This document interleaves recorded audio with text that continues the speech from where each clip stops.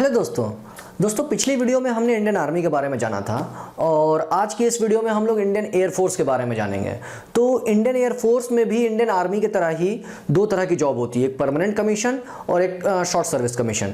जैसा कि हमने उस पिछली वीडियो में बताया था, परमानेंट कमीशन जो है आपकी रिटायरमेंट एज तक आप जॉब कर सकते हैं, सुपर एनुएशन तक, और शॉर्ट सर्विस कमीशन जनरली आपको 10 साल के लिए होती है और 4 साल का एक्सटेंशन मिल जाता है, तो मिला के 14 साल के लिए हो जाती है। तो ये दो तरह की जॉब है और इंडियन एयरफोर्स में ज्वाइन करने के लिए दो तरीके हैं, एक तो है क्वालिफाइंग एग्जाम के थ्रू और दूसरा है डायरेक्ट एंट्री। ठीक है, और इसमें अगर हम लोग इंडियन एयरफोर्स के अंदर ब्रांचेस की बात करें तो बेसिकली इसमें 3 मेन ब्रांच है, flying branch, ground duty technical और ग्राउंड ड्यूटी नॉन टेक्निकल। तो तीनों में ही इंडियन आर्मी रिक्रूट करती है। हम लोग डिटेल में बात करने वाले हैं मगर म्यूजिक के उस पार। Please subscribe to my channel and press the bell icon.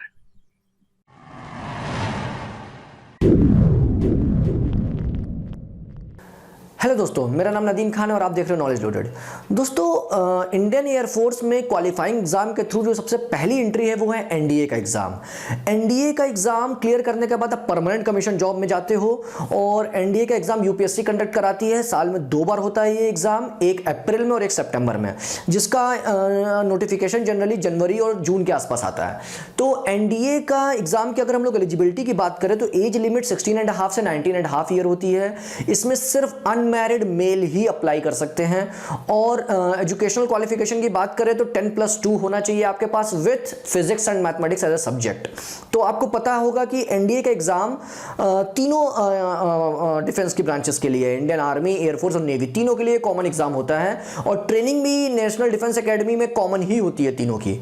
तो इंडियन आर्मी में जैसा हमने बताया था कि इंडियन आर्मी में ज्वाइन करने के लिए आपको कोई सब्जेक्ट की स्पेसिफिक जरूरत नहीं है, आप किसी भी सब्जेक्ट से 10+2 पास है तो आप अप्लाई कर सकते हैं। मगर वहीं नेवी और एयरफोर्स में आपके पास फिजिक्स और मैथमेटिक्स एज अ सब्जेक्ट होने चाहिए 12th में। तो 12th अपीयरिंग और 12th पास आउट वाले दोनों ही इसमें अप्लाई कर सकते हैं। और इंडियन एयरफोर्स की जो तीनों ब्रांच के लिए एनडीए के थ्रू आप जा सकते हैं, flying branch, ground duty technical और ग्राउंड ड्यूटी नॉन टेक्निकल। अगर आप फ्लाइंग ब्रांच और ग्राउंड ड्यूटी टेक्निकल के लिए जा रहे हैं तो नेशनल डिफेंस एकेडमी से आपको बीटेक की डिग्री ऑफर होती है, और अगर आप ग्राउंड ड्यूटी नॉन टेक्निकल के लिए जा रहे हैं तो आपको बीएससी की डिग्री मिलती है नेशनल डिफेंस एकेडमी से।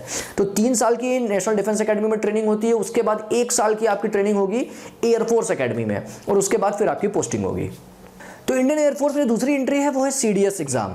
तो सीडीएस का एग्जाम यूपीएससी कंडक्ट कराती है, साल में 2 बार होता है, फरवरी और नवंबर में, और ये भी परमानेंट कमीशन के लिए है। एलिजिबिलिटी क्राइटेरिया की इसकी बात करें तो एज लिमिट 20 से 24 ईयर होनी चाहिए, अनमैरिड मेल सिर्फ अप्लाई कर सकते हैं इसमें, और एजुकेशनल क्वालिफिकेशन आपका ग्रेजुएशन, बीटेक, बीई चलेगा, और मगर साथ में 10+2 में आपका फिजिक्स और मैथमेटिक्स एज अ सब्जेक्ट होने चाहिए।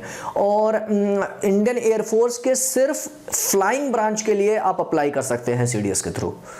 तो जो थर्ड एंट्री है वो है एफकैट एंट्री। एफकैट का एग्जाम इंडियन एयरफोर्स खुद कंडक्ट करवाती है, इसका नोटिफिकेशन जून और दिसंबर के आसपास आता है, और एफकैट के थ्रू आप इंडियन एयरफोर्स की आप तीनों ही ब्रांच में अप्लाई कर सकते हैं, मतलब flying branch, ground duty technical, ground duty non technical.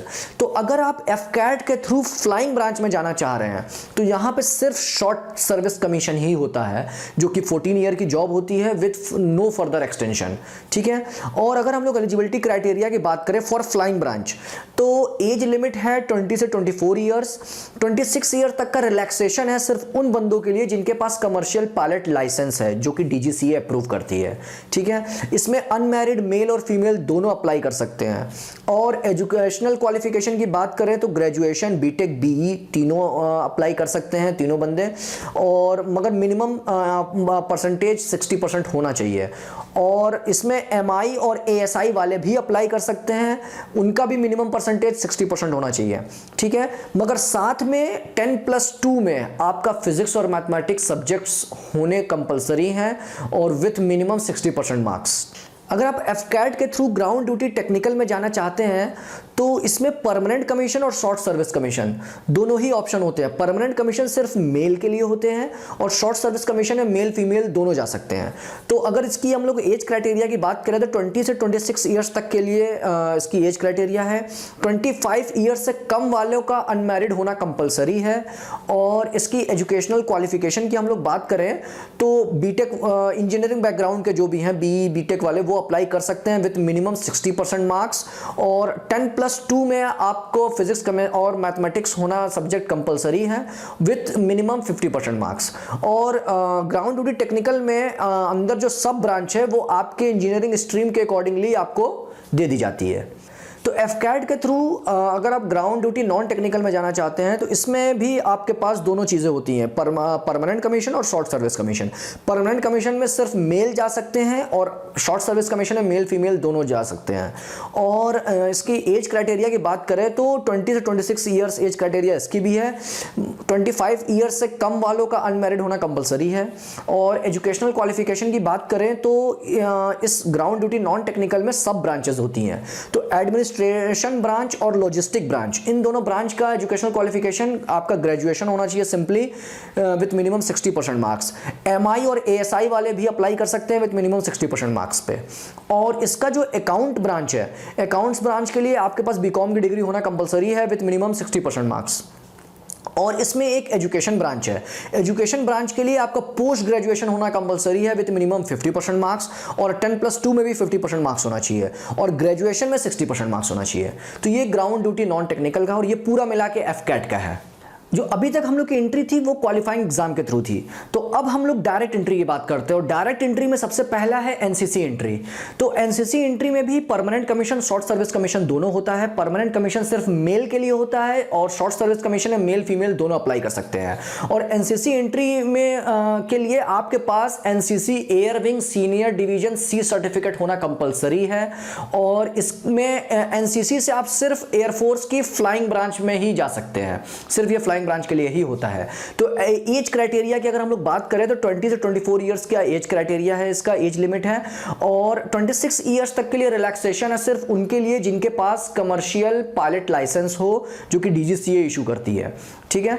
और इसमें अनमैरिड होना कंपलसरी है मेल और फीमेल दोनों के लिए। और एजुकेशनल क्वालिफिकेशन की बात करें तो बीटेक, बीई, ग्रेजुएशन तीनों ही इसमें अप्लाई कर सकते हैं, फाइनल ईयर अपीयरिंग या पास आउट वाले विद मिनिमम 60% मार्क्स। एमआई और एएसआई वाले भी मिनिमम 60% मार्क्स जिनका हो वो भी अप्लाई कर सकते हैं। विथ 12th में आपके पास मैथ्स और फिजिक्स सब्जेक्ट्स होना कंपलसरी है विथ मिनिमम 50% मार्क्स।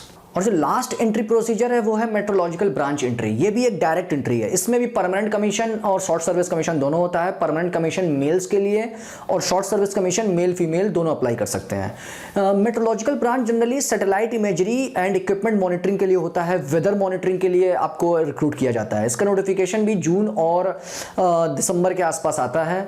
और इसकी अगर हम लोग एज क्राइटेरिया की बात करें तो 20 से 26 ईयर्स की एज होना चाहिए। 25 ईयर्स से कम वालों के लिए अनमैरिड होना कंपलसरी है। एजुकेशनल क्वालिफिकेशन की बात करें तो साइंस स्ट्रीम के किसी भी सब्जेक्ट से पोस्ट ग्रेजुएशन होना चाहिए विथ मिनिमम 50% मार्क्स। और ग्रेजुएशन में उसके पास 55% मिनिमम क्राइटेरिया है ग्रेजुएशन का with physics and mathematics as a subject in graduation. तो ये सारी एंट्री थी इंडियन एयरफोर्स की में जाने के लिए एज एन ऑफिसर। उम्मीद करता हूँ आपको ये वीडियो पसंद आई होगी। आप इसको लाइक करें, कमेंट करें, शेयर करें अपने दोस्तों में। और आगे भी मैं ऐसे और भी वीडियो लाता रहूँगा। तब तक के लिए अलविदा।